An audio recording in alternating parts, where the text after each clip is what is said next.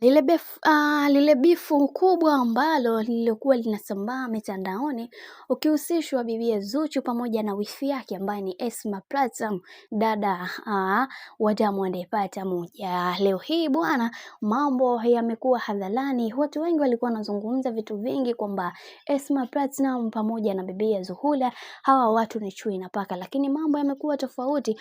Wanasema siku zote kwamba kifae mtu ni chake. Sasa ndiyo hii hapa, watu wamemzungumzia vibaya Zuchu, lakini Diamond Platnumz aliweza kusimama katika upande wa Zuchu na kuweza kutetea mambo mengi ambayo yalikuwa yanamkabili bibi Zuhura. Tuliweza kuona mpaka ilifika kipindi bwana mkubwa Diamond Platnumz aliweza kuipiga familia yake marufuku kumwangalia vibaya bibi Zuchu. Alionyesha upendo wa hali ya juu kwa Zuchu ili mradi tu aweze kumfanya binti wa watu aishi katika maisha ya furaha na kumtengenezea heshima yake kama mwanamke wake au mke wake ambaye aliweza kufunga naye ndoa. Lakini leo hii tumeweza kuona familia hizi zimeweza kuappreciate kwa kile ambacho alichoweza kukifanya Diamond Platnumz na kuweza kuungana na wifi yake ambaye ni bibi Zuhura, na hata kwa mama Dangote ni hivyo hivyo.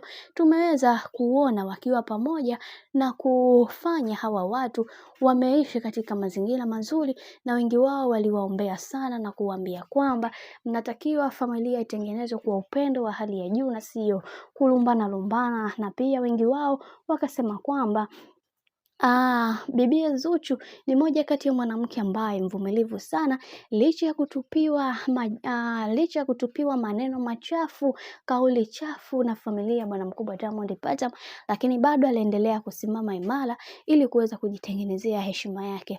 Natamani watu wengi tuweze kujifunza kutokana na hiki ambacho alichoweza kupitia bibi Zuhura, kwa sababu Zuchu ni moja kati ya mwanamke ambaye anayejielewa na kujitambua, na sijawahi kuona mwanamke kama Zuchu ambaye aliweza kuvumilia kila kitu katika haya maisha. Basi kama yupo apewe maua yake. Bwana, hao ndio mashabiki ambao walivyoweza kueleza ni namna gani ambavyo wanavyomkubali Zuchu kutokana na yale ambayo yaliyoweza kutokea kwenye maisha yake kiujumla. Lakini sasa hivi familia imeamua kuweza kuungana naye na kumappreciate kwenye kila jambo ambalo analolifanya. Hili ni jambo jema na ni habari nzuri kwa upande wake, lakini hata mama mzazi wa Zuchu aliweza kulikubali hili na kuliappreciate na kulisema kwamba kila kitu kitakwenda kuwa sawa katika maisha ya mtoto wangu. Bwana, mambo ni mengi sana kwenye sakata hili, lakini tuendelee kuwaombea waweze kuungana kwa pamoja kuweza kutengeneza familia iliyo bora zaidi katika ukoo wa bwana mkubwa Diamond Platnumz.